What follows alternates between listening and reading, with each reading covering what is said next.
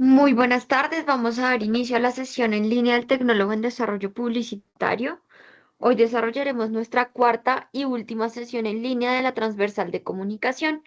En la fase planeación, actividad de proyecto 2, estructurar plan de comunicación publicitaria de acuerdo con necesidades de la organización.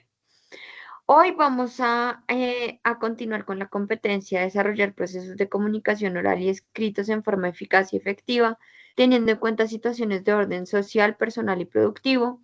Revisaremos el cronograma de actividades, hablaremos de la evidencia, informe y creación de contenidos comunicativos, tendremos un espacio de dudas, inquietudes y posteriormente el cierre de la sesión. Recordemos que la fase planeación inició el 9 de abril del 2025 y termina el 12 de noviembre del 2025 con una duración de 1.200 horas. Y en esta competencia estamos trabajando el material de formación relacionando y escribiendo. Este es nuestro cronograma de actividades. Ya debieron haber entregado el video de la comunicación como expresión humana que venció el 25 de septiembre y deben estar trabajando en el informe de creación de contenidos comunicativos que vence el 9 de octubre. Recuerden que no pueden entregar el informe si no han entregado y aprobado el video, pues este informe depende de este video. Entrando en materia, vamos a continuar hablando de la producción de textos. La experiencia de escribir es el resultado de lo que se piensa y se siente, ya que para escribir debemos leer y por tanto debemos argumentar, complementar, articular, reconstruir y construir y reconstruir. Tenemos que pensar nosotros o entender todo como un pensar, sentir, actuar. La experiencia nos ayuda a enriquecer nuestro léxico en contextos laborales y académicos a partir de la lectura y la escritura como ejercicios que son enriquecedores para nuestro crecimiento técnico. Este ejercicio de escribir es un foco muy importante para el aprendizaje, ya que hay una armonía de saberes y experiencias en torno a la escritura, teniendo en cuenta que nosotros escribimos desde la articulación de este pensar, sentir y actuar. Entonces, como ven en la pantalla, el paso número uno es pensar desde la lectura, la observación, la interpretación, la organización de la información. El paso número dos es sentir desde el gusto por lo que hacemos, la argumentación que va a denotar seguridad a partir de la construcción de conocimiento. Y finalmente el tercer paso, actuar, que es cuando hablamos, leemos en voz alta y escribimos.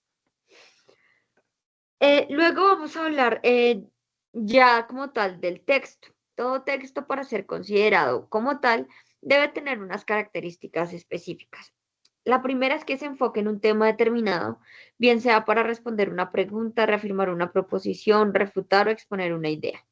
Debe ser claro, es decir, que sea comprensible al público al que lo estamos dirigiendo y de acuerdo a ello vamos a incluir un lenguaje técnico o no, según sea pertinente. Debe ser concreto, sin perder el foco del tema central, su extensión, y debe ir de acuerdo a la complejidad del tema y lo que pretenda transmitir de este tema. Y finalmente, el texto motiva el conocimiento de la persona que está leyendo, bien sea porque genera inquietudes nuevas, complementa saberes, responde una pregunta o necesidad, y debe ser un texto que sea útil para el lector.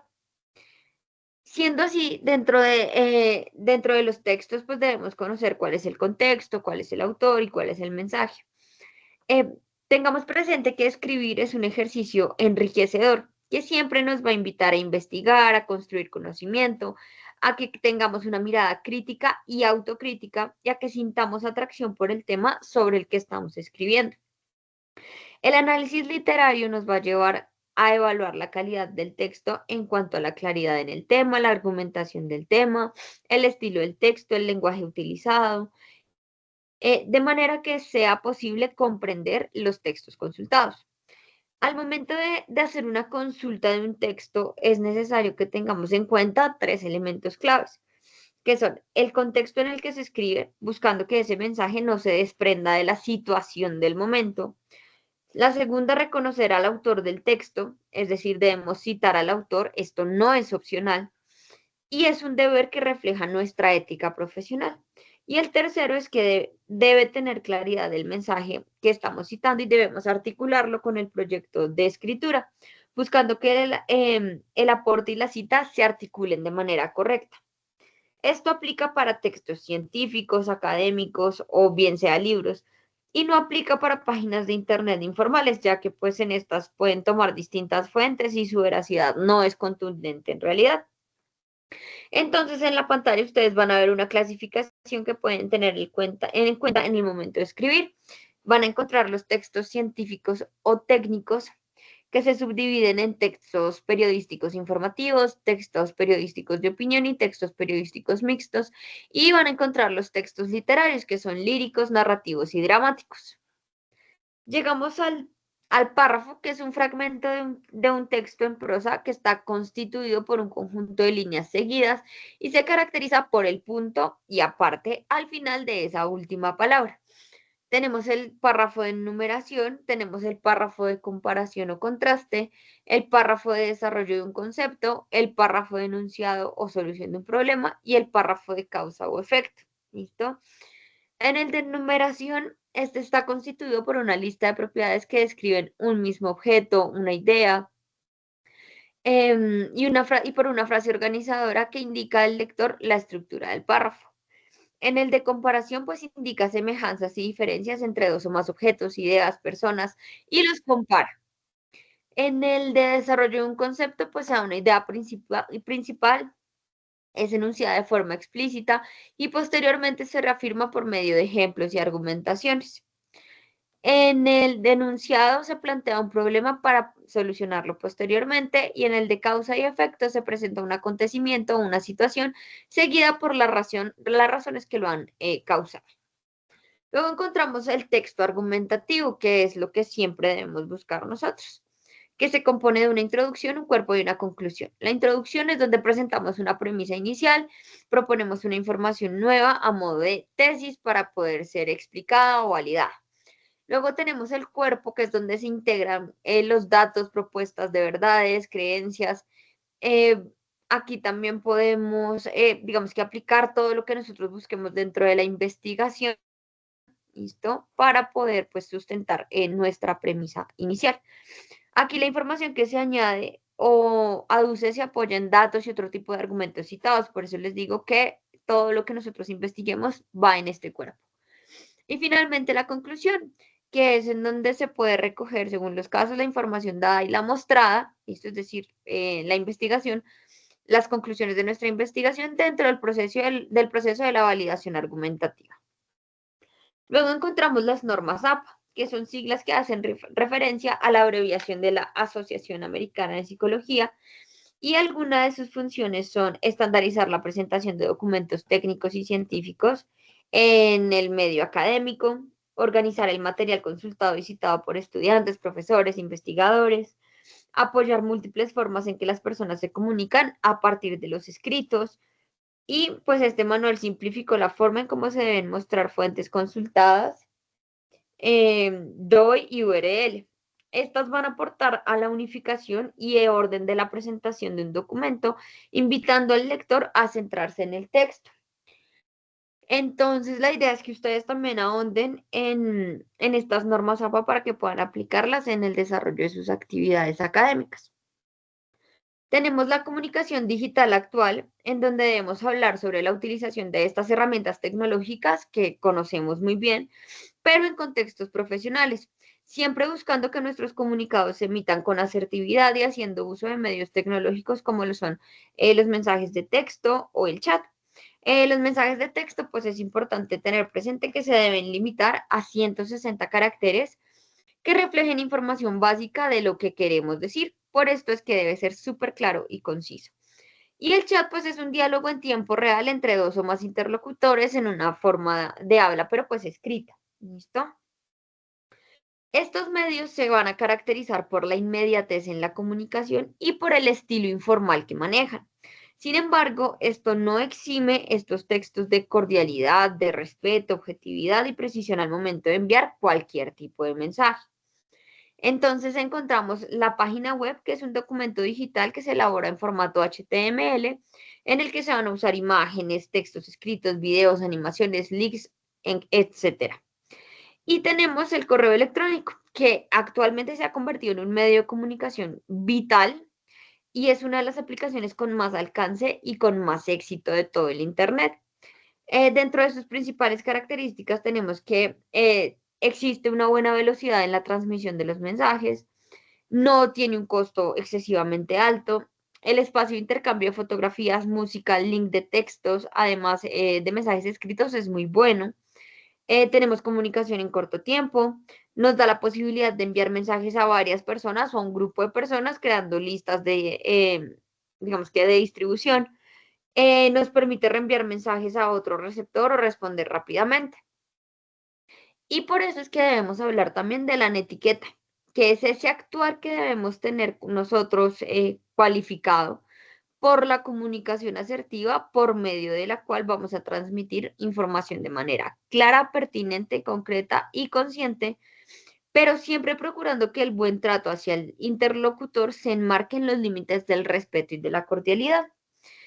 Entonces, para regular este buen actuar en en las redes, existen unas normas que nosotros debemos implementar, complementar y pues mantener actualizadas. Entonces, la primera norma es leer y releer el mensaje antes de enviarlo, pensando en la claridad, coherencia y pertinencia del mismo. La segunda norma es no escribir mensajes bajo emociones de enfado o de ira. Y esto, pues terminará en un manejo, esto puede terminar en un manejo inadecuado de un conflicto, bien sea laboral, personal o académico. La tercera norma es que si se trata de responder un comunicado, contestemos expresamente lo que se nos está solicitando o preguntando. La cuarta es que antes de enviar el mensaje es importante que verifiquemos que el destinatario sí es la persona a la que estamos dirigiendo nuestro mensaje. La quinta es utilizar términos adecuados y formales, sin perder de vista que es un comunicado entre seres humanos. Es decir, debemos tener en cuenta las mismas normas de un trato personal, pero en un contexto profesional. La norma 6 es que tengamos presente el tipo de red que vamos a utilizar, buscando ajustarnos a la cantidad de texto requerido con claridad y con precisión. La norma 7 es que si vamos a dar uso a una foto como un identificador, es siempre muy importante que sea una foto que tenga formalidad, en donde el rostro se vea con claridad, donde recordemos que nos identifican es en contextos profesionales. La norma 8 es que si el objeto del mensaje es un reclamo o una queja, debe hacerse en los mejores términos, expresando los hechos, los perjuicios ocasionados y por último la petición amable y respetuosa. Luego, en la norma 9 es que cuando contestemos una petición debemos hacerlo en el mismo historial si se trata de un correo electrónico, lo que va a permitir generar un contexto y hacer un seguimiento al caso. Si el caso es que no se recibe respuesta del correo enviado, vamos a reenviar el correo anterior haciendo énfasis en esa petición. La norma 10 es que cualquier comunicado exige veracidad y envío de soportes que nosotros consideremos pertinentes, evitando caer en supuestos que puedan desencadenar conflictos innecesarios. La norma 11 es que en el caso de foros de discusión o comentarios a alguna publicación, siempre debemos mantener el respeto por la opinión de la otra persona o que esté opuesta a lo que nosotros opinamos. Esto implica escribir el punto de vista propio, dar aportes a modo de complemento sin caer en el ataque hacia la otra persona. La norma 2 es que no debemos publicar información personal o familiar de otros y si se estima pues publicar información propia, nosotros debemos saber que o tener claro que esta sea objeto de análisis antes de publicarla para después no estar arrepintiéndonos. Y la última norma, la 13, es que evitemos caer en ese humor colectivo por medio del cual se generan burlas hacia personas que pueden tener alguna condición física determinada, fuera de lo que se estima como normal. Aquí la etiqueta debe ser no transmitir o no replicar ese tipo de comunicados, partiendo de la dignidad y el respeto por la otra persona. Entonces llegamos a la guía de aprendizaje. Recuerden que deben hacer un informe de creación de contenidos comunicativos donde retomen la situación problemática que eligieron en la evidencia anterior y desarrollen un informe que tenga encabezado, palabras claves, introducción, desarrollo, exponer la problemática, presentar los argumentos, cuál es su postura frente a la problemática y este debe tener cohesión y coherencia léxica. ¿Listo? Deben tener conclusiones y bibliografía. Este debe ser de máximo 3 páginas, en área 11, espacio sencillo. Recuerden, debe tener una portada. La portada no cuenta dentro de las 3 páginas. Debe ser en formato PDF y les recomiendo mucho que tengan cuidado cuando me indican que es un documento o un texto científico técnico, porque si ustedes me están hablando de que van a entregar un contenido científico-técnico es porque están haciendo una investigación realmente fuerte, donde hay una metodología de investigación, hay unos resultados de la investigación. Entonces, digamos que el informe tiene que ser mucho más robusto en dado caso de que ustedes estén hablando de un informe científico-técnico. Eso es todo. Esta es la última sesión que tenemos de comunicación. Agradezco mucho la atención. Pues si tuviéramos acompañamiento de algún aprendiz, tendríamos un espacio de dudas e inquietudes, pero no contamos con la participación de ninguno. Por ende, vamos a dar por finalizada la sesión. La grabación quedará cargada en unos minutos y mañana estaré disponible de 11 de la mañana a 12 del día en la plataforma Sayuna para atender sus dudas e inquietudes. Muchas gracias y hasta luego.